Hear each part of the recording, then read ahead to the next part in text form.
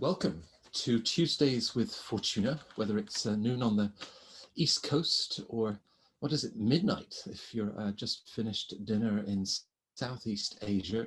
We're delighted to have you with us again for another week of insight and expertise for any of you thinking about heading to business school in the year ahead. We've just run a series that looked at some of the broader sort of areas of your personal brand. We had a session on resumes and letters of recommendation and bringing everything together. Well, starting from this Tuesday and moving through the coming weeks, we're going to get school specific. And we've got a series looking at the M7 schools, whatever you choose to decide that the M stands for, whether it's magical, magnificent. And our timing is absolutely spot on. It's always been the case that Harvard Business School leads the dance and announces the first deadlines of the fall. Well, Chad Losey and the team have just announced the dates and deadlines for round 1, round 2, and then for the 2+2 candidates later next year. So September the 8th, take a big red pen and circle that one in your calendar. That's the round 1 deadline, and then round 2 on January the 4th.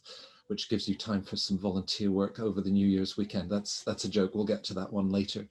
And over the coming weeks, we'll be going through each of the M7 schools. And of course, my great fortune with the team at Fortuna, I'm drawing on so much insider expertise from time spent in the admissions offices and the schools of the M7 and beyond, also INSEAD, LBS and other great US schools. We've always sort of welcomed you to reach out with your personal stories. We managed to cover a lot in the next 60 minutes. I'm sure it'll be no different. But of course, your story, your background, and just your hopes and dreams as you think about business school. We'd love to talk through those next steps with you and bring some of the expertise that you'll witness in the next hour. I talk about expertise, well, that's the panel. I'm delighted to be joined by 3 colleagues and great friends. Karla Cohen, who is a former associate director at Harvard Business School. Well, you can see the theme because we also have Malvina Miller Complainville, who was a former assistant director at Harvard Business School. And to round that off, Taniel Chan, who's a Harvard MBA, an alum. He was also a former member of the Harvard Business School Admissions Financial Aid Advisory Board. So with that level of background and expertise, I think we're going to have a very, very thoughtful and I hope a very helpful session for all of you. How are you all doing? Doing great. Doing great. You're good?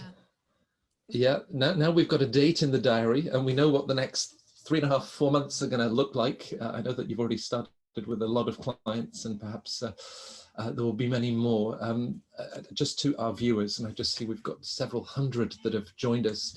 This is really your webinar. This is your masterclass with such a great group of people. So please, as we go through, send in your questions and we'll be looking at quite a range of topics covering Harvard Business School itself, the culture of the school, your professional background, extracurriculars, the interview, academics. We'll go from A to Z. And as I mentioned, that's something that will then replicate every Tuesday for the weeks ahead as we go through the rest of the M7 schools. So let's get started. And the school itself, what is so special, Karla, about HBS? So HBS, I was thinking about this question, and my immediate first reaction is like, where do I begin? But I think there's, to summarize it as succinctly as possible, there's really 5 C's that I think define HBS. And first and foremost is the first thing that you'll notice if you're there is the campus. It is a place where it's essentially 33 buildings across 40 acres, which is kind of mind-blowing because it's all for HBS. And so it's the only top business school in the United States with a self-contained residential campus. And so that allows for the creation of my next C, which is an incredible community of individuals. So you'll have, students from all over the world who are extraordinary in all of their different fields. And then you also have the faculty, the staff, the administration, and other individuals and alumni, executives that make for an incredibly powerful, as I've said many times before, it's sort of like a place where masters of the universe kind of coalesce and come together. Then you have the culture, which is, it's hard to kind of wrap your head around anything other than like when you have such extraordinary individuals coming together, it becomes a place where you're almost limited only by your imagination. And so I think the other piece of it too is that part of the foundational aspect of HBS that distinguishes it from other programs is the case method, which is another C. The case method is how you're going to learn. It requires, you to be someone who can articulate your vantage point and point of view in a way that is both convincing and articulate. And so everyone who's on campus and everyone who is part of this community, very intelligent, very driven, very motivated individuals. The case method is essentially there in 500 cases that you'll do as an MBA student, which Taniel can talk more about as someone who's been through it. It helps you to make better decisions as a leader and general manager, which it is a general management program.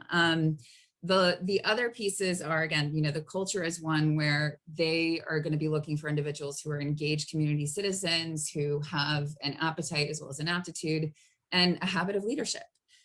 So it's an extraordinary place. And then finally, the last C is career opportunities. I think HBS is a place that will unlock whatever door you want to go through essentially afterwards. Like you really can pursue whatever you want, with this degree when it comes to being a leader, whether it's in the public sector, private sector. You've got presidents of different countries. You also have business leaders. Certainly many of the Fortune 500 CEOs have an HBS degree, entrepreneurs. So it again, like becomes a place where it can change everything for you. So there is a magic in that I think is quite powerful. What a place to start. Michael Porter raises his hat to you for your 5 C's. Of course, there are only 4 Ks to measure a diamond, and diamonds, they say, are forever. Harvard Business School certainly has an enduring appeal. Taniel, were you mindful of those 5 Cs, perhaps not as poetically or articulately expressed as Karla just did, but were you mindful of some of those characteristics? Oh yeah, definitely. And I was really fortunate enough to have experienced all of that firsthand. So yeah, I'm happy to double click a bit into that culture aspect of HBS and what makes it unique. I think Karla kind of started alluding to this already, but with the case method, you also have what they call section. So your first year is known as your RC year, which stands for required curriculum. Your second year is called your EC year, which stands for elective curriculum. So in your first year, you're put into a section of approximately 90 students, which is meant to represent a microcosm of your broader class. So if your class is 60% male, 40% female, your section should sort of reflect that. If it's 65% American and 35% international, your section should reflect that. So it's sort of your way of kind of experiencing and getting different viewpoints across your entire class, but kind of concentrated into one section. And then you have the case method, which Karla mentioned earlier, which requires an individual to not be a passive learner. So if you're someone who's just looking to kind of attend a lecture and kind of to sit and learn, and not have to speak much or engage much directly with the professor or your classmates, then HBS might not be the best place for you. It's definitely for someone who's not unafraid to share their opinion, unafraid to challenge others. And even if you would say this is not like a particular strength of yours, as long as you're kind of open and keen to developing this into a strength, there's many individuals who kind of come there looking to hone this skill. So section's a unique experience where you get to really, share ideas and battle them out. And obviously with so many different people from different backgrounds, you'll have conflicting opinions, and there's not always a right answer. But it requires you to be engaged because I think in your first year, about 60 to 70% of your final grade is based on class participation, which is like a very unique way of grading compared to many other institutions, especially compared to your undergraduate grading sort of rubrics. A next bit I think would be, HBS is a bit formal, but not in a bad way. I think there's high expectations that the professors hold of the students and the students hold of each other. So students need to show up on time. There's a huge respect for each other's time and preparation. So like if a class starts at 9:10, as soon as the minute hand hits 9:10, the doors close and the professor begins without missing a beat, professors always start on time. So there's just never a student that kind of scrambles walking in saying, excuse me, trying to get in, because that will be incredibly embarrassing. So there's that respect that folks have for each other and kind of bringing their best self to every class. I would also mention that, HBS is unique in their residential experience. So Karla mentioned, I think, 35 buildings or so on 40 acres. I didn't know that exact statistic, but 65% roughly of students will live in Harvard University housing or dorms, which is really unique, where at other schools where folks might have to travel from the downtown to campus, or there might not even be on-campus housing for graduate students. Here, the majority of the student body is living on campus or extremely close to it, which means when it comes to hanging out and socializing, it makes it incredibly easy. But the socializing doesn't stop on campus. It also continues off of campus. So the fact that we're 15 minutes away from Logan Airport, which is a bit ridiculous, that you can hop in a cab in 15 minutes, almost be at your gate, means that weekend travel is prolific. So for those who are looking to travel and to explore the world, it's easy through HBS. But for those who prefer to stay around or have families and don't want to travel as much, there are also plenty of people who stay on campus. So given the size of the class, there is something for everyone. Now, it begs the question, of course, Taniel, were you ever late? Was that incoming flight to Logan Airport delayed and you didn't get in there by 9:10? I don't think anyone would risk coming in the morning of of class. So either it's almost kind of like, if you are going to show up late, it's probably better to not show up at all, almost. So students have to be judicious in their travel planning. Right. Malvina, I suppose as we sort of look across the M7, why Stanford? Why Wharton? What is it about Columbia, Kellogg, MIT, Sloan, Chicago, Booth? But Harvard doesn't ask that question. Why Harvard? Maybe it's because, Karla just nailed the answer of the 5 C's. But why do you think they don't ask that question? I think that that's a good question, actually, Matt. And you're right. Many of the schools, when you're looking at competitor schools, and will ask the candidate to explicitly explain, why this school and what is it about the program that will help you get to where you want to go, et cetera. HBS doesn't ask that explicitly in the application. It doesn't necessarily mean that you shouldn't address it. I think there are a number of places within the application where you can address it, head on or more subtly. And it can be in the essay where you speak about some of the gaps that you're looking to fill, and where the match is with HBS. It could be during the interview. It could be so I think that even though HBS doesn't necessarily ask, why HBS, and explain to us in black and white, why the school is a good match, it doesn't mean that you shouldn't do the research and that you shouldn't really think carefully about the programs that are being offered by HBS and how they will help you fill those gaps that you've identified. Right. So, of course, the school, we've mentioned the case method. I love your description, Karla, of it being, just a great way to learn to make good decisions, with very imperfect information, I'm sure. And they're very confident that the 932 individuals that they bring together every year bring a level of academic vigor, vivacity. I don't know how many V's I could apply to that one, Malvina, but just as we look at academics, there's an eye-watering GPA average from one year to the next. So what is the school looking for? So if you look at, actually HBS defines 3 characteristics of what they look for in successful applicants. And Karla went over it. I don't know if you caught it, but she actually went through those 3. And one is analytical aptitude and appetite. It's a little bit of a mouthful. The other one is habit of leadership. And the third one is engaged community citizenship. So basically leadership, your engagement to your community, and your ability to be analytical, your intellectual ability, your hunger to learn. So that's what they're looking for. And the reason why the analytical aptitude and the appetite are so important is, it is a school after all. You're going to be in a program that is quite intensive. You're going to be going through 500 cases by the time you graduate. you need to reassure admissions that you're not going to struggle academically, that you're going to be able to be successful in that setting. So it's not just about showing them that you'll be able to be successful professionally after you graduate, but it's also showing them that academically you can do it. And in order to get us to, to predict whether you'll be successful in that setting or not, they look at a few things. They look at your track record in college or whatever schooling you did before applying, but also your GMAT score or your GRE score. And they use those as predictive factors. So then the question is, what if you have, what if you're on the lower score for these? And HBS is really good about sharing the stats of the incoming classes. So you'll always find on their website the stats of the last incoming classes, and they tend to be similar. So you have a 3.7 average for the GPA, you have a GMAT that ranges from 620 all the way to 790, so pretty wide range with a median of 730. When you're looking at the GRE, the median for the verbal and quant is 163. And the range is 148 to 170 for the verbal and 145 to 170 for the quant.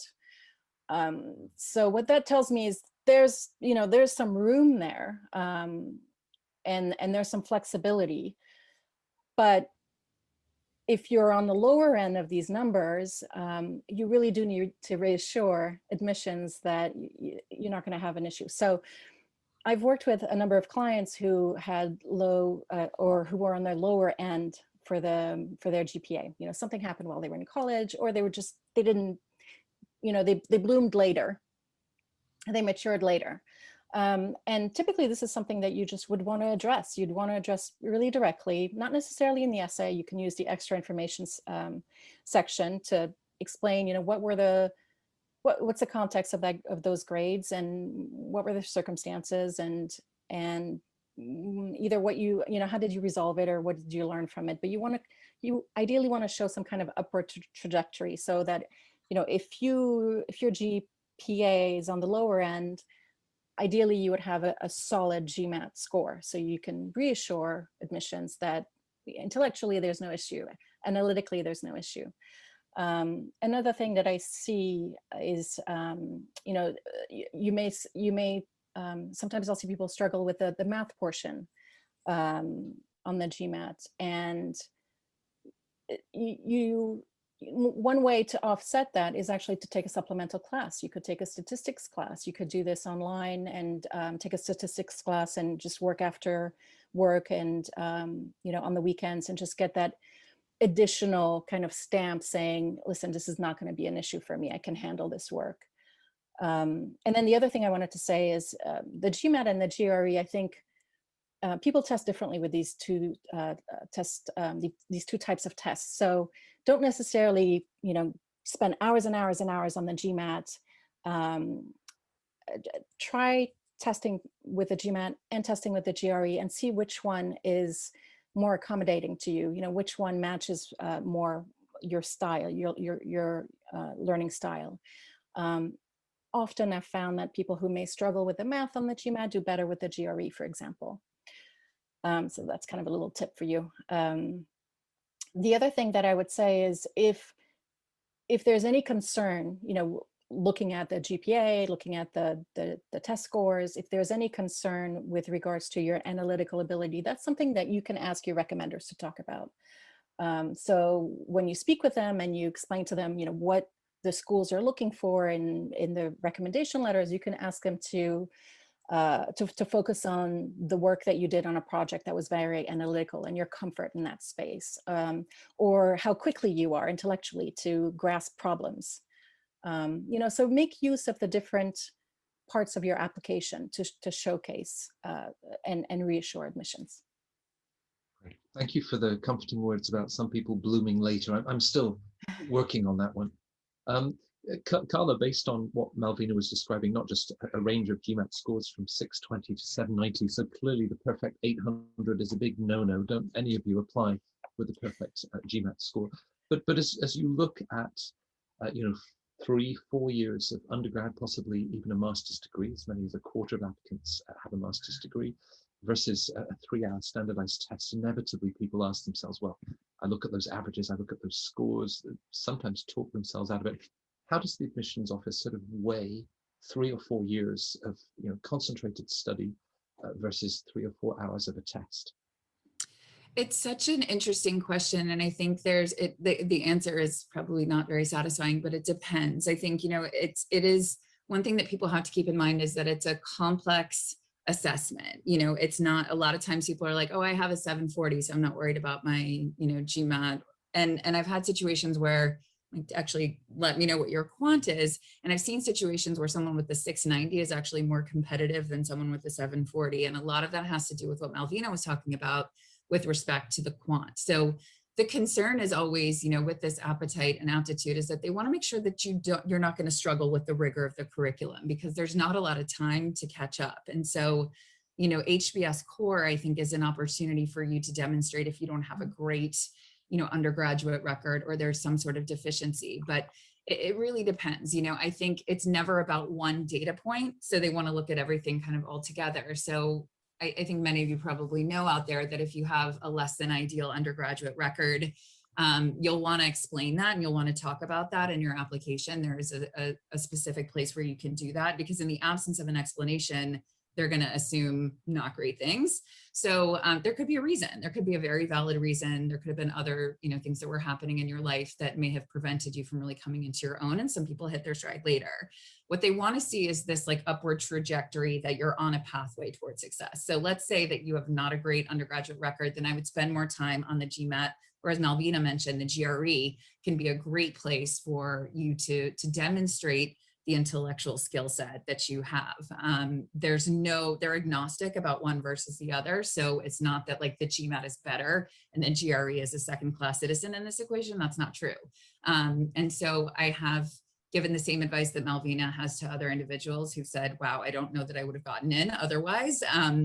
So keep in mind that the averages don't tell you the whole story. And I think but if you're, the verbal may be more important if you're not a native English speaker. So it's not like a one size fits all. If you're coming from a different part of the world, have never lived in the States or been in an English speaking part of the world, then they're going to spend more attention on the verbal. If you've been working in artificial intelligence and machine learning at Google, and your quant score isn't exactly where it needs to be, I think, and your undergraduate record reflects, I had a 3.9 in, math and economics, maybe you're just not a great test taker in those 3 hours. So there could be a number of factors, and some people just are not great test takers. So to your question, Matt, the 3 hours of assessment, they understand that may not be perfect. And I think especially this last year with COVID and taking it online, there's been a number of factors that I think have impacted that score. So do the best that you can, but understand that that one data point isn't necessarily going to totally define you. And I think that's one of the reasons why, if you're not sure, talk to a consultant and, ask people's opinions on it, so that you're not just making assumptions or weeding yourself out. I think that would be a mistake. I've had people with a 610 admitted to HBS. So, but they have a really compelling story or a really interesting, background, a really strong undergraduate record. So there's things like that I think can come into play. I think oftentimes people over-index on the power of the test, because that's one thing that they feel that they can control. And I think that's also an issue. So the other thing I wanted to mention further to what Malvina was touching upon and what you were asking, Matt, around the why does HBS not ask explicitly why HBS? It's not that they, like Malvina was saying, it's not that they don't care about that, but I do think that they're not looking for your affection for the institution in the application. Because as I remember, Dee once told me, she's like, Dee Leopold, who used to be the admissions director, she's like, who doesn't want to be here?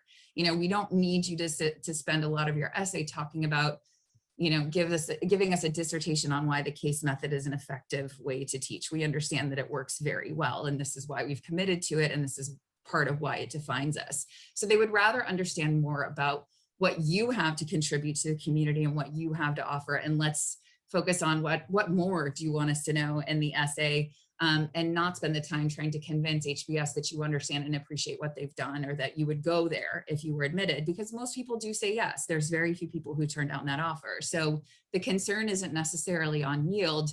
The concern is help us understand what you offer.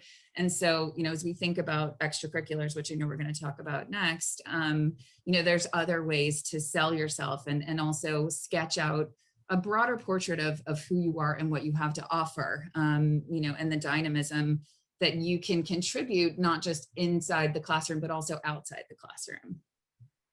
Right, right. Now, you'll remember last year we did that deep dive into the Harvard classroom, and I think for 96% of the students, we found out where they had studied for undergrad, what they had studied, and then of course the professional trajectory. And I read it in two ways. You know, on the one hand, the Ivy League, Oxford, Cambridge, the IITs, there were certain dominant sort of institutions as feeders. So just a quick follow-up on that, Karla. At the same time, there were as many as 220 or 230 different institutions. One of our viewers has asked, you know, does it matter where you went to school and if your school is not a traditional feeder to HBS? I don't think it matters, actually. And I think, you know, some of the reflection of like some of these patterns that you're seeing do, you know, it may also reflect the fact that a lot of people that don't have an Ivy League undergraduate education might think that they're at a disadvantage. And I think that's not necessarily true. We would be on the lookout for individuals who, I don't know, maybe went to a state school, you know, but were top of their class. Letters of recommendation, talking about your professional skill set, your potential, you know, to borrow from Stanford, sorry to mention Stanford in this, but like there's this sense of like an insane level of greatness, people who are in ordinary schools doing extraordinary things. And so I think you can really stand out there. And I think they don't want to just have the class filled with well-known Ivy League institutions. And I think especially now, I mean, it's when I look at the undergraduate admissions, you know, it's like what, a 2% admit rate at a place like Harvard. Plenty of extraordinarily intelligent, ambitious, committed individuals who are going to change, you know, the communities that they're a part of, you know, may not go to schools that are in the top 20 or 50. There's many different reasons for that. Some really brilliant individuals may have a full ride at a state school and may have financial concerns. They're not going to punish you for that. So they're actually on the lookout for individuals who may come from different corners of the globe, different, you know, parts of the US News and World Report rankings. You know, you could show up anywhere on that system. And so I wouldn't exclude any program. Now, I think it would be very difficult if you went to not a top school and did not have top grades. And impossible if you did not have a strong GMAT score. So it's a combination of all of these elements. And so, you know, not to mention your essay as well as letters of recommendation. And so you want to put your best foot forward in every single aspect of the application to be able to demonstrate that you'll be someone, if admitted, who will thrive and contribute to the community. And that's really what they're after. Right. Now, we've had so many questions. I think if we just covered the questions for the next 40 minutes, we'd use up all of our time. Thank you to all of the viewers that are writing in with some great questions. And Mamdouh, based on what Malvina, Karla, Taniel have been saying, with your 3.7 out of 4, and you know, you're first in your class with excellent honors, that's a great platform from which to build your application. And the rest of this webinar, of course, is going to look at the other components. But perhaps at the end, we'll have one of those quick fire rounds, and I'll come back. As soon as you mention the GMAT, it's like opening a Pandora's box. But we do want to do one. Taniel, I'm going to come to you in terms of professional experience, and even just the way that we frame this, the implication that there's a right background. As you think back to your section, to those 93 among 930, there is no one background, right? Yeah, I think what makes, you know, HBS so unique is that it is one of the larger business schools. You know, it's approximately 900 students per year. So as a result, they can afford to, you know, take many people from different backgrounds. And as we mentioned earlier, because the case method demands class participation and differences in opinion, it's pretty boring if everyone was a consultant or if everyone was a, you know, investment banker or came from private equity. So if they wanted to, they could easily fill up their entire class with consultants. But that would lead to a very boring class discussion. So as Matt mentioned, in many ways, there is not a single profile. I think rather they're just looking for people with like a certain passion and vigor for something, because, you know, those who do have a passion and vigor are those who are going to kind of go off and do something really cool and make an impact in their given sector or their community. So it's important to have like a background and story that gets them excited about the trajectory you'll be on. So it's not necessarily just about where you are now at this given state in time, but kind of convincing HBS sort of through your essay that like, I'm going to do great things. and get them excited about your profile. Karla mentioned yield before, which I think, HBS is relatively unique in its yield. And for those who are unfamiliar, yield is the percentage of students who are admitted who ultimately choose to attend. So at HBS, it hovers just above 90% every year, which means they get to basically handpick their class. And they know very well early on from round 1, round 2, whoever they admit, 9 out of 10 times are coming. So they know who's coming. So as a result, I think they get to be very picky and choosy about who they admit. So I think you want to show, ideally, in your background, that you've navigated your career with intention, and that anything you mention about sort of your future professional goals, that there's sort of a connection. If there's a huge disconnect, I think for many it'll raise some eyebrows. So, there are often times I'll speak with prospective students who mention that they're passionate about sustainability, or they're passionate about healthcare, or they're passionate about, underbanked individuals, but then there's nothing on their resume to suggest so.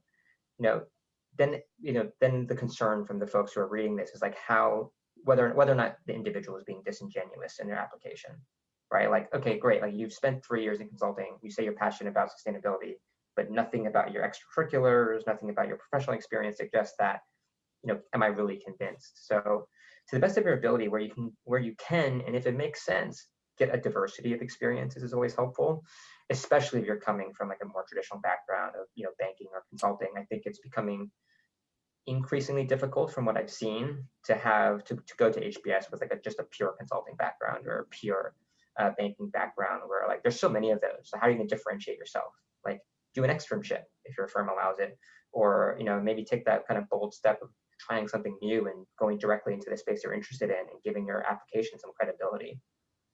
I would say for those who are coming from maybe less represented backgrounds, so maybe hardcore engineering, some of the sort of CP marketing type roles, for those, I feel like it's less of a concern to stay at your company, throughout the tenure prior to you attending business school.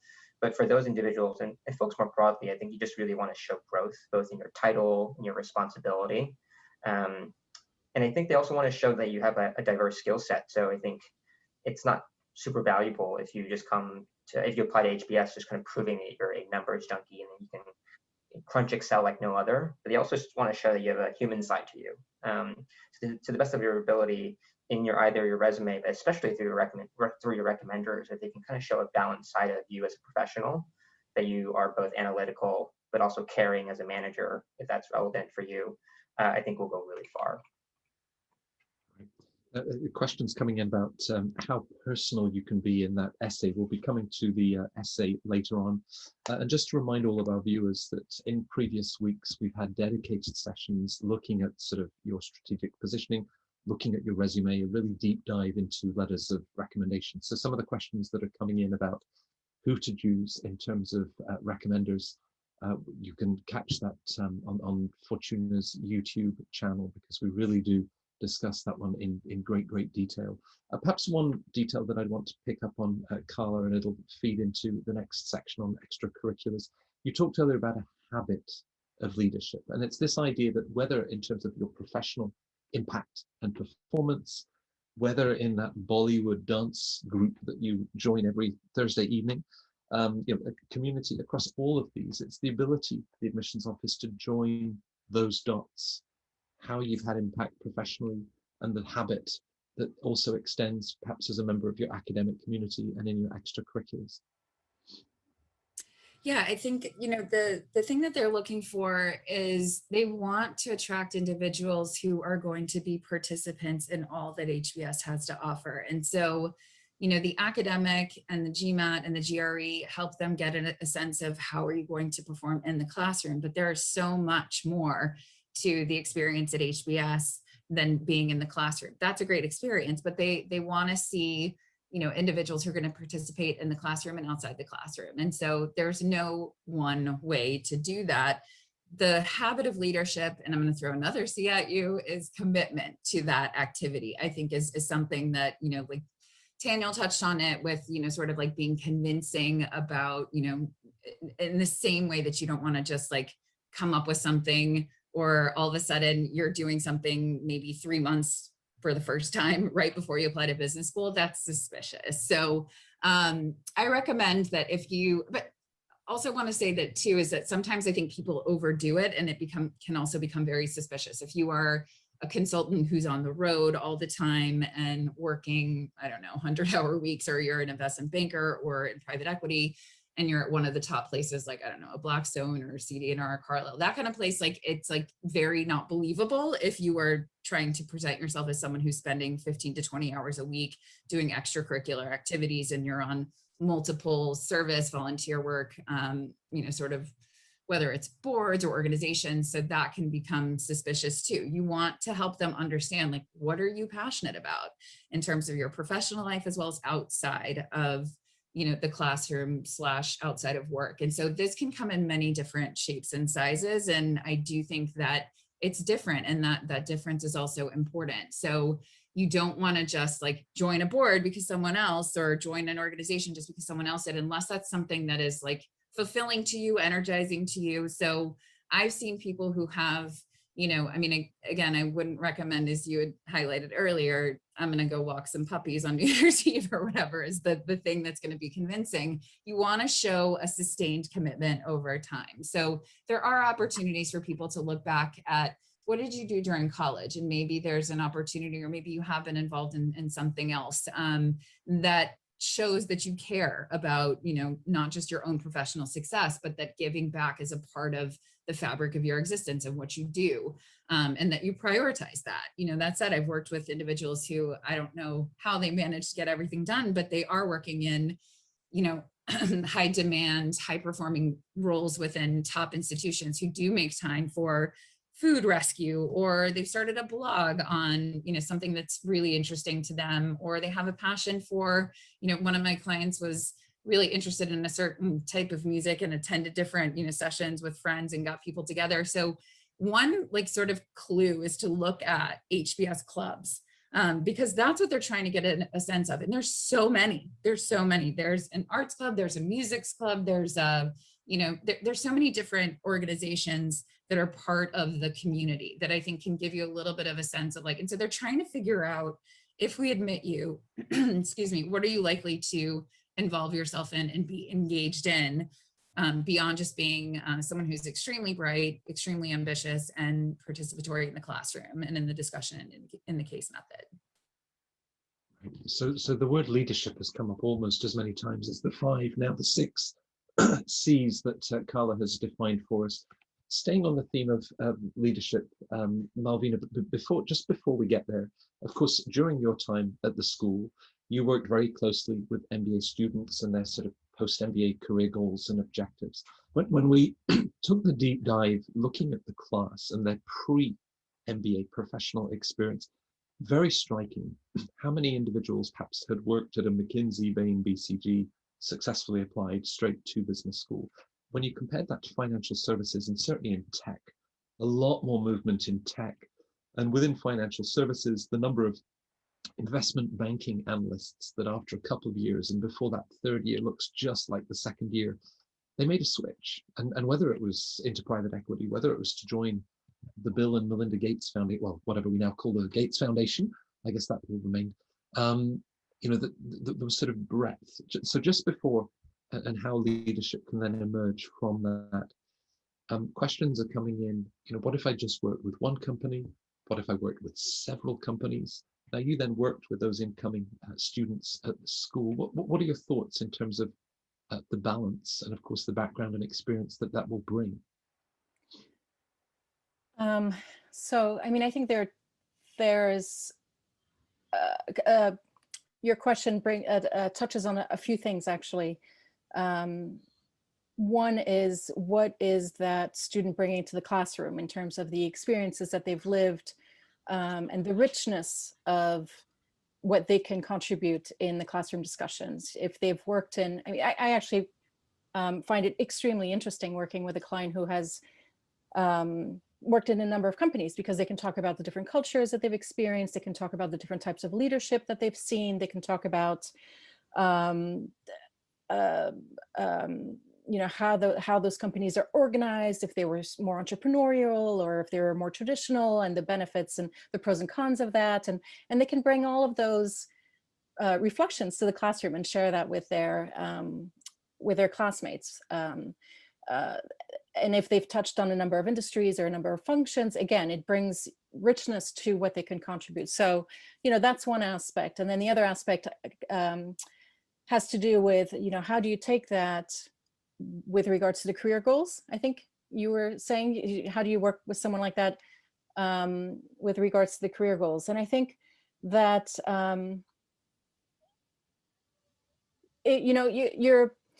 when you're doing these applications and when you're presenting yourself to recruiters, you have to look like, you've got it all figured out, and you have the story and you have this narrative, and, you were always on track.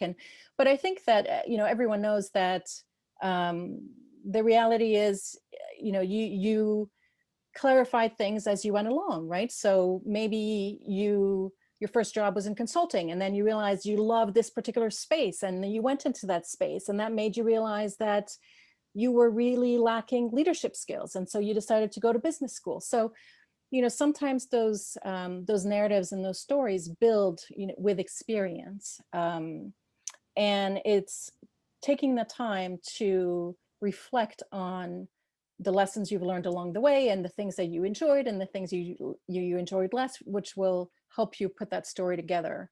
Part of the benefits of being in an MBA program, as Taniel, I'm sure, can share, is that you have the time to do that reflection. You have the time to think about everything that you've experienced, and and how that can inform the directions that you want to go into after business school. So of course, with many clients you've worked with, Malvina, this theme of leadership, whether it's in the professional context, whether it's in extracurriculars that Karla has touched on. Can you perhaps just give a few examples of how we're bringing those leadership characteristics to the attention of the admissions office? It's not sort of shouting, I'm a leader, I'm a leader. It's through demonstrating. Right? And this is a topic that comes up almost with every single client. Probably with every client that I work with, how do I define my leadership skills, and how do I show that I have leadership skills? And often the conversation starts with, I have no leadership skills. I have no leadership experience. And then it's a conversation, looking at what the person has done and breaking down what is a leader and what traits do leaders have, and looking at, okay, so if you're interested in going in this specific field, what does someone need in that specific field to be a leader in that space? And then identifying what that is. It could be critical thinking. It could be, an ability to develop talent. It could be strong communication skills, being able to persuade groups of people. It could be, define those things, and then think about, in my life, whether it was when I was in school, in an academic setting, or whether it was in my extracurricular life at school, or in my hobbies, in my nonprofit work, or in my professional work, when did I show some of these things? And you can actually create a graph and just write down, and then as you do this exercise, most often than not, you find that you do have examples. For example, someone will tell me, I don't have any direct reports, I have no leadership skills. And I will say, okay, let's look at leadership much more broadly. Do you have any experience, for example, coaching new hires, or mentoring a new hire, mentoring an intern? Okay, yes, okay, so then here you go, you have some talent development experience. And so just breaking down those pieces, and more often than not, the client or the candidate will find that they do have some really interesting experience. I think it's also really important to think about, when you're sharing those experiences with admissions, whether it's in the interview or in the essays, and also in the application. To, oh, there's a little bit of an echo, I hope. There's a little bit. It might be me. You're okay. It's important not just to focus on the result And I see this a lot where, you know, someone will give me an example, or, you know, in an interview setting, I'll be given an example and the focus will be on the positive result. But what's can be really interesting is hearing what happened from the beginning to the end, what the process was. How did you come up with the idea? Why was it important to you? Who did you have to convince to get on board with this idea? How did you make this happen? What challenges did you face? How did you surmount those challenges? Or maybe you were not able to surmount all of the challenges. So what did you learn from that experience?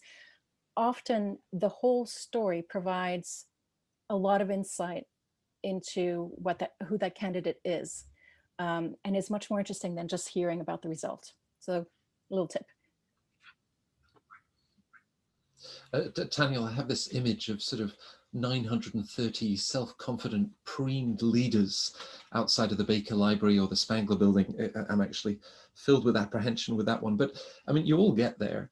And it strikes me there's often a sense of sort of imposter syndrome of, oh, you know, everybody else must have been remarkable.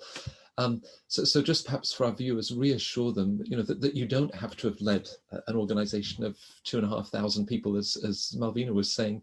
It can be a much, you know, smaller level, mentoring, helping somebody to go beyond what they thought were their limitations, perhaps. Yeah, no, imposter syndrome is real for many students. I think a lot of folks do think that they're the admissions mistake. Not unoften that I still wonder about that for myself sometimes, but I think when you have a bunch of like overachievers, you know, I think there's a bit of insecurity that everyone has, so not uncommon. I think, yeah, it's important, you know, they're not expecting, you know, 900 students. I think what they're looking for a lot is just what your potential is. It really comes down to, I think, where are you in your kind of given stage when you apply, and why does business school make sense at that given time? So if you are a 30-year-old applicant, which is on the older side for HBS, above the average, yes, there will be a slightly different expectation of what you will have achieved versus someone who is 23, 24, applying with 2 years. The bar is still high in that they expect you to be a future leader, and they hope that you will go on to achieve something really cool and special. But what you will need to have done will vary. So if you're 30 years old and you at that stage might not have had an opportunity to manage anyone yet, you know, that could be a bit more concerning than a 24-year-old who is still like a second-year analyst in banking. I think it just really comes down to your ability to tell a compelling narrative about the direction that you're headed and why the choices you've made thus far make sense, and then what business school will do to sort of close that gap so that you can achieve that next step in your longer-term trajectory. Great. So, of course, we're bringing all of this self-reflection together for the next step of how does HBS frame it? You know, we've read the resume, we've read the letters of recommendations. What more should we know about you? And there's no word limit, though Taniel in a previous webinar gave his estimate on you know, the self-discipline. You gave a great example, Taniel, of being in the case and having, what, 60 seconds. So they need you to be succinct. Karla, we're going to start with you, I think, on top essay tips. We won't have the time to cover everything, and we've done other sessions talking about the essays, but what really strikes you or stands out for you in terms of how you approach and need to be thinking about this essay? Yeah, well, I think, you know, given the question that has been asked, and it's been, you know, in my memory anyway, it used to be that the question was changed more often, or set of questions was changed more often. But the question now, I don't know, was it confirmed today what the new essay will be, if there is a new essay? We'll see. But what's that? Just the dates, I think. Okay. Oh, he's confirmed the essays are actually the same. Awesome. Wonderful. Amazing. So yeah, I was hoping that that's the case. I think it's an excellent question because it does allow for so much freedom, and they're not trying to trick you with the sense of like not telling you what to talk about. They are asking what more after having shared your resume, going into detail in the short answer section around, you know, what you've succeeded in, what have your challenges been at work. You know, you'll have a lot of room to cover a lot of material. So they don't want an essay that's going to be just rehashing all of that. Not that you need to ignore that experience and only talk about things that you haven't discussed before, but you want to help them understand what's what doesn't exist already in terms of their knowledge of you. And so the best essays I find are ones where it's like, oh, wow, I would never have guessed that, or that's so interesting, or now I get why this person has had this particular route.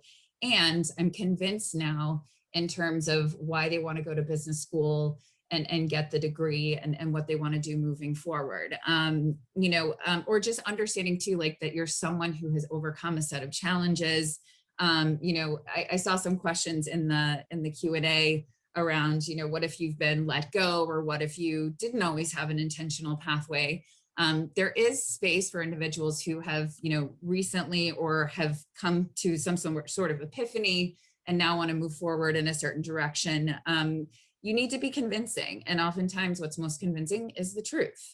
So understanding how to put those pieces together in terms of showing them, they're a place that does firmly believe that past performance is a great indicator of future potential. I think most top business schools, most M7 schools do agree with that.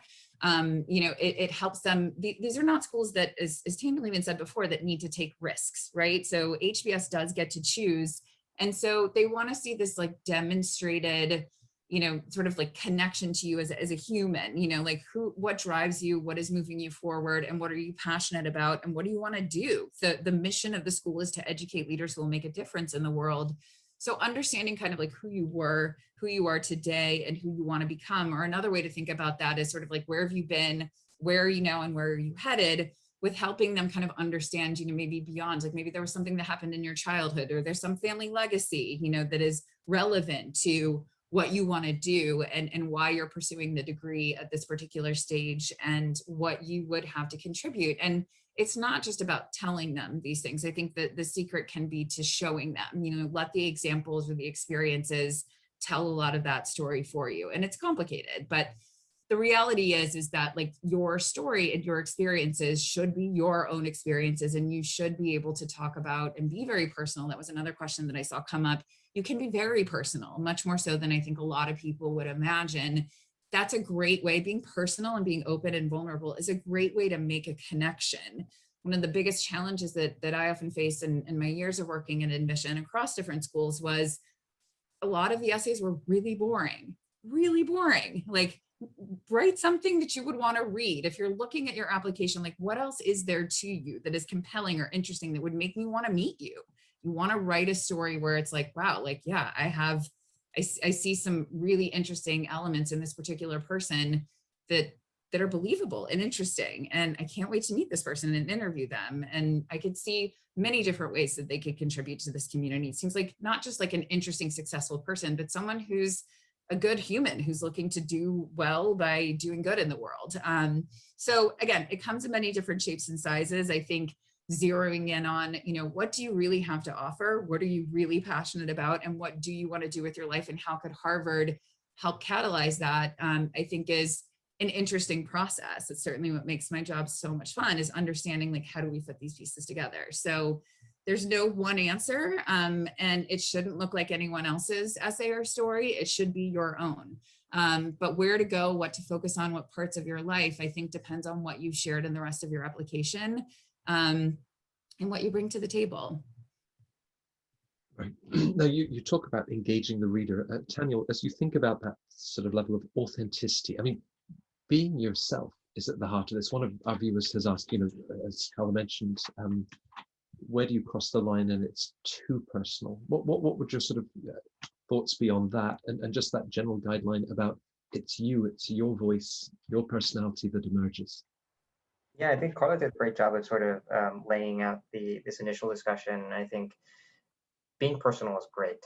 I think it humanizes you, which, among a sea of 9,000, upwards of 10,000 applicants, like, because of that, they're reading droves, dozens of applications a day, where the thing you want to do is stand out, be memorable. So if you're just going to rehash your resume, it's a completely missed opportunity. You want to paint a holistic picture of you, your journey, and context on like why you've made the choices that you've made. I'll give an example of like, I think a good personal anecdote that someone brought in one of the former applicants that I worked with. But before I do that, I'll answer your other question of like when it gets too personal. I don't know if there's such a thing as too personal, but there's an important way about how you frame it. So if you've gone through difficult life situations, if you've gone through, something that the average person might not have gone through, I think that's totally valid to bring up. But we want to make sure you don't bring it up in a, woe is me, please pity me, like, please, like, I'm, like, things have been incredibly tough, therefore accept me. I think you need to tell your story in a very matter-of-fact way. Like, this happened to me, like, and I'm all the stronger, I'm all the better for it. But you don't want them leaving the essay feeling guilty. You want them to feel proud and like lifted by the journey that you've had, how far you've come. So personal, I think, is okay. If you've had difficult health situations, losses in the family, as it's relevant, don't bring them up. Again, this is the important part, is like, also don't bring them up for the sake of bringing them up, but as it's relevant to your journey. I think one good example of like how personal you can get is like, one example is a client who was really passionate about fintech and improving financial literacy for the underbanked. He came from a really privileged background, but quickly acknowledged that many people didn't know how to manage their finances like he did. He kind of harkened back to, when he was young, he was like 8 years old. His favorite time of the week was when he went to the bank with his grandfather. One, because it was the opportunity for them to deposit a portion of his allowance to savings, and for him to get an ice cream cone. So that any 8-year-old would appreciate the ice cream cone. But I think what he took away from it was like the many financial lessons that his financially prudent grandfather imparted on him, acknowledging that that isn't the case, unfortunately, for many individuals. And that's sort of what started his interest and passion for fintech and what it can do. So he worked in banking for a bit, and then like pivoted from banking and took that skill set to working for a fintech company, and then talked about how he wanted to continue down that route. So oftentimes you would think these stories are like not relevant because they were from when you were 8 years old. Oftentimes provide a memorable context that like when they put that essay down, they remember you as one of the few of the day that really stood out. So when it comes time to like, do we give this person an interview? It's much easier to say yes. Right. Now, with Fortuna, we have this extraordinary track record of client success applying to Harvard Business School from a very eclectic, diverse pool. I mean, Malvina, if you think about the number of candidates that you've worked with from so many different backgrounds, there is no one essay that worked for Harvard Business School. But what do you think is an essential sort of piece of advice for anybody to take away with them as they start to think about the application? I think that one thing I really recommend is actually to look at all of the pieces of the application before you start writing the essay. I think often people jump into writing the essay without realizing that they're going to be covering a lot of that material, whether it's in the online application where you have to talk about challenges of jobs and reasons why you left and things like that, or the resume, or even in the recommendation letter. So look at what is already going to be provided through the different parts of the application before you jump into that essay, because HBS is very clear about not wanting you to just repeat information that they have elsewhere in the application.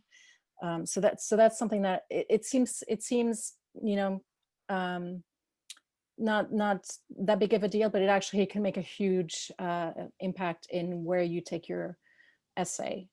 The other thing is, I think the more unusual your path is, the more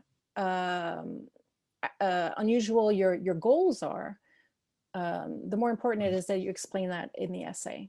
And so if you have a very traditional professional path and you've written in the other parts of your application what your goals are, and it's all very straightforward, you may not have to explain as much in your essay. But if you've changed around industries and functions a number of times, you've gone the entrepreneurial route and failed, or whatever in the situation, and are now applying to business school, you'll need to explain that, and you need to explain what the end goal is, and so use that essay wisely. Right. And again, just for viewers that are writing in, whether situations that you faced that changed your position at work, court cases, having a professional qualification, how that might reinforce. For all of these things, do reach out. Find us on Fortuna's website, and our expert team will talk through all of these different situations, anonymously or completely confidentially. Of course, we realize these are your stories. And for Shubhanka, who wants to know the average length of the essay to Harvard Business School. Check last week's webinar where Taniel nailed that particular question. So I'm predicting, I think Harvard's record was somewhere around 10,400 applications back in 2002. This is going to be a bumpy year. I can see them edging towards 12,000 applications once they've completed the cycle of the 2+2s. So you're looking at what, a 1 in 11, 1 in 12 chance. But if you get to the interview stage, suddenly your chances have moved to 1 in 2 chance. And Karla, I know you have great memories, good and bad memories of some of the interviews that you conducted, were involved with. So talk us through the interview, what people can expect and how to prepare for it. I love the HBS interview, and clearly biased, but it's not blind. So a lot of the interviews at competing institutions are sort of applicant blind. You'll just have an alumnus who's like looking at your resume and asking questions about that. At HBS, the person who's conducting the interview is going to have read your application, is going to have designed a particular set of questions based on everything that is in your application. So that's things that are in your short answer, there's things that are in your essay, there's things on your resume. A lot will focus on the resume and understanding the whys. Like, so you did this and then you did this, explain why. And they're looking for, again, authenticity, I think is a big piece of it, is like, are you who you said you were? Are you the person that we fell in love with on paper? Or I've had situations where I was like, almost had this moment of like, wait a second, there's no way that the person who wrote this amazing essay application story is the person in front of me. And that has been, that's sad. That's sad when that happens. The committee is really good at being able to select promising individuals, but there are a lot of things that can go wrong. And that's why I stress so much that, like, you want to tell the truth. Like, you don't want to fabricate goals that you're not actually interested in, because that's going to be really awkward. And they start digging into that. Okay, so you want to be a social entrepreneur, and tell me about that space. Tell me about what you want to do. And what are the companies out there that are inspiring and exciting to you? And who are the leaders who are in that space? It's like, and then all of a sudden it's like a deer in headlights. That's not a good situation for anyone. What they want to see, they're trying to weed out arrogance. They're trying to weed out people who are being dishonest. They want, and they're rooting for you. I think ultimately, like, they're excited. We were always very excited to meet the folks who would be coming into the room. And so, it's an interesting process. I think it's really fair. So when I say we, there's something that almost always, they try to, it doesn't always happen. There are, and it's nothing about you as an individual if you only have one person conducting the interview. One of the roles that I played on the interview board was as an observer, and I got to see a lot of the different individuals at HBS conduct interviews in many different ways. And it was so interesting to watch it unfold. But as the observer, I only had the resume in front of me. And so I would see the lead interviewer asking questions around, oh, your recommender mentioned this. Can you tell me more about that? And they mentioned this is one of the times that they gave you feedback. Can you explain what happened from your perspective? So anything is fair game within the application, but I think it is a really good way to assess, are you who you said you were? And can you put forth a compelling pitch for yourself, in terms of, like, not that I want people to have like everything prepared, but you need to be able to articulate in a convincing way that you believe what you believe, or you did what you did for a particular reason, because you're going to have to do that every day in the classroom. You have to be able to stand up for your point of view and your perspective. You have to be able to own up to your mistakes. And I think, you don't have to be a flawless individual. One of my favorite experiences was when someone was asked about, like, let's talk about a time that you failed. And he was so funny. He was like, do you want something from this week, this month? Do you want my most spectacular failure? Do you want that? And we were both dying laughing, because it was like, good for you for being, someone who accepts that level of, like, we all make mistakes. Whoever you are, you can't get through this thing in life without making mistakes. And sometimes your mistakes and your failures are your greatest teachers. So understanding that and having a comfort with it, it was infectious, and we were all laughing. So again, the interview itself, I think, is like, they're looking for a human being. They're looking for that authenticity. They're looking for someone who has these intangibles around, like, it doesn't hurt to be charismatic. It doesn't hurt to be charming, but you want to be yourself and you want to be comfortable. I think there were people who would be shaking with fear. We were talking about earlier, someone who was hyperventilating on the phone with Malvina going into her interview.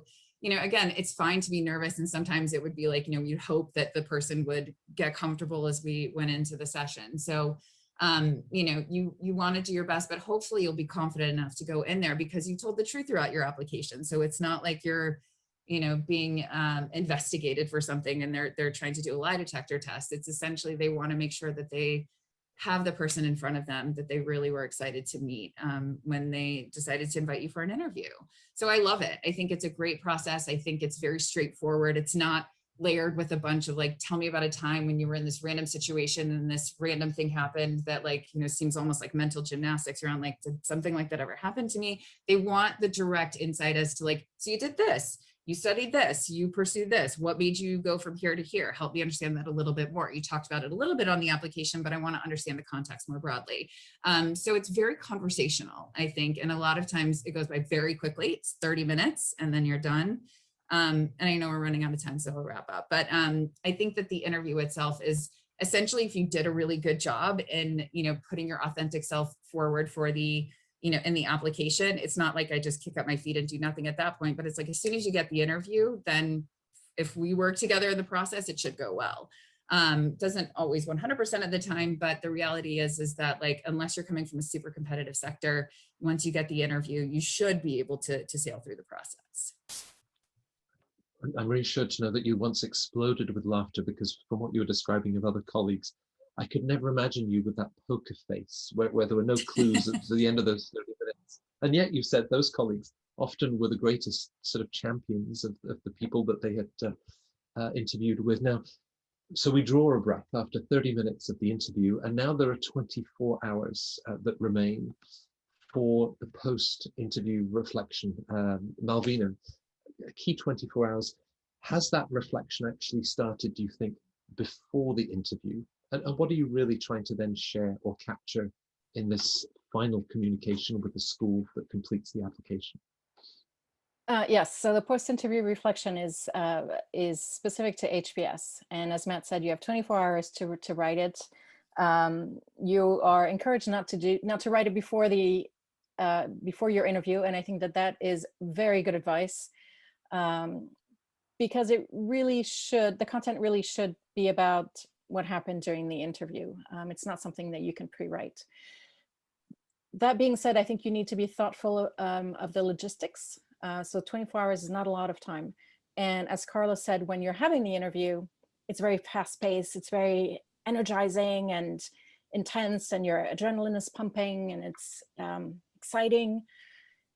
And whether you're interviewing on campus and then having to figure out travel, you know, jumping onto a plane or a train, or whether you're doing this online and you may have scheduled a Zoom call with your boss right afterwards, I think you want to make sure that you have at least 20 minutes after your interview to just jot down a few thoughts. Because what I have seen in the past is that because the interview is, once you've done with the interview, you have so much adrenaline pumping and you're so excited, et cetera, et cetera.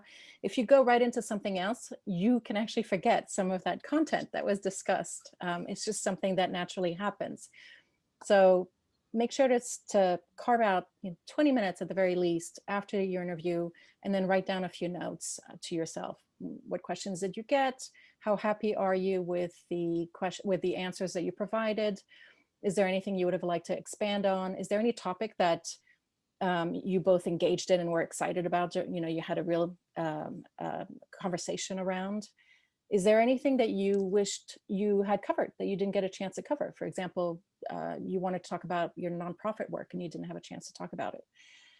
So write down these notes and then just kind of put it aside and go do something else and come back with, refreshed mind, and then tackle the writing. And I encourage clients to not think about this as another essay. And actually, I think admissions by that time is kind of tired of reading essays. So, this is not about writing yet another essay. Think about it like a post-meeting memo, where you want to be nice and clear, concise, simple, straightforward. And you want to acknowledge the participants, thank them for their time, discuss what was the topics that were talked about, maybe expand on, an idea that you wish you had been able to talk about, so such as a nonprofit idea, and then talk about next steps. In this context, it would be that you're excited to join the community and what you would bring to the community, for example. You don't get extra points with this assignment. It's more it's more something that HBS gives you to have closure with the whole application process. It's an opportunity for you to have a last word, but you don't get extra points with it. So keep it simple, keep it really clear, concise. Again, you want to show that you have good communication skills, and this is part of the exercise.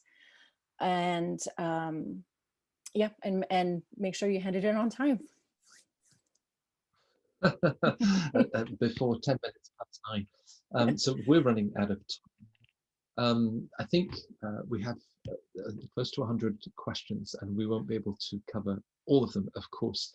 For example, a number of candidates have asked about being over 30 and applying. We wrote an article on Fortuna that's been read by over 245,000 people about the over 30s applying to business school. It's a great read. You can find it on our site, and hopefully we'll sort of explain, as D. Leopold at HBS said, well, we don't have as many over 30s applying to the school, but if you've got a great story ready to share it. There are perhaps just two final areas to speak to. One is for the reapplicants, and I'll be approaching Karla for that, but if Taniel, I can just start with you. HBS doesn't have an early action like Columbia, the only the M7 schools that do, but they do, of course, have 2+2. And those seniors in college or during your graduate studies, and an ability to apply before those 3, 4, 5 years of professional experience that you might then bring. Any advice for the 2+2 applicant, Taniel?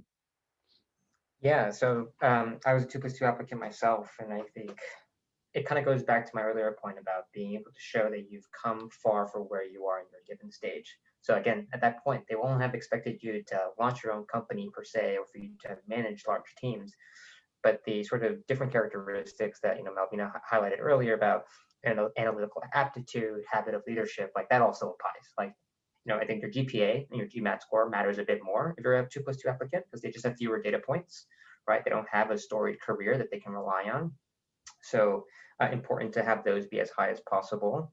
But habit of leadership, like they want to know that when you arrive on campus, you're going to be an engaged citizen. So if you have 0 extracurriculars on your resume, it makes me think, are you just going to come to HBS and kind of sit and absorb and not give back in any way? So I think, especially for sophomores and juniors who still have a bit of time to add, I would be very thoughtful about the different leadership opportunities on campus that you're able to take. And again, just get them excited about, like, how are you going to be thoughtful about the time you're going to spend pre-business school?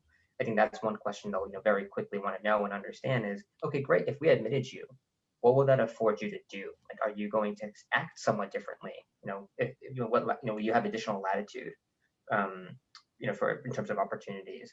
And I think the other bit of advice that also applies to reapplicants, because I think for many 2+2 applicants, it's an incredibly competitive pool, slightly more competitive nowadays than the traditional pool. I think it's dropped down to 8 or 9% of 2+2 applicants that are admitted. So the reality is there are going to be a lot who won't be admitted upon 2+2 and will need to reapply again. And I think this is where being authentic is really important, where you don't want to boast, I'm really passionate about sustainability and healthcare and I want to do that. And then you apply 3 years later and there's nothing about that in your application, because they will look back on it. They will see okay, what did you write about back then? Did you sort of try your best to do what you had set out to do or what you said you would do? And then how have you grown since? So the 2+2 application is not an opportunity for you to sort of fudge what you're actually passionate about, because if you do apply again, they'll pay attention to it. So just be thoughtful there. And you brought us, Taniel, to the theme of reapplying, perhaps not for the 2+2 that then applies 3-4 years later, Karla, but just the reapplicant. They put all of their heart and soul into that first application. The essay was everything that I wanted to say. I'm going to reapply. Can I just reheat that essay and start again? What would your advice be for the reapplicant? Absolutely not. Do not submit the same application twice and hope for the best. But I love reapplicants. And I think, you know, there's 10% of the class every year is made up of reapplicants. It's a very reapplicant friendly place. I also do a lot of ding analysis, looking at why people may or may not have been, or were not admitted on the first attempt. And while there's never an usually there's not a totally clear, you know, sense of it. I have had situations where someone did write an amazing essay, had great short answers, you know, their resume looks fantastic. Sometimes it can come down to letters of recommendation. You don't always have access to those. So, you know, I think letters of recommendation are not something we talked about this time, but there's plenty of other webinars on that. But, you know, just very briefly, I'll say that letters of recommendation don't necessarily get you in, but they can absolutely keep you out. And so there's some critical pieces. You know, the feedback should not be something generic, like, oh, I told this person to apply to business school and look, they're applying to business school. Or I told them to stop being such a perfectionist. I feel bad for all the perfectionists out there, or maybe improve work-life balance. It needs to be specific, but reapplicants in general should look at, okay, what did I communicate last time? And is there an area that I can go deeper on? Or maybe since I last applied, I've had more clarity. I've had something happen that has further reinforced my commitment and drive to do X, Y, or Z. I think, you know, they like to see that, you know, most people, when they're told no, they'll walk away. They like to see that tenacity. They like to see that, you know, I'm going to try again, or I'm going to see if I can come back this time even stronger, to kind of, you know, further what Taniel was saying earlier on,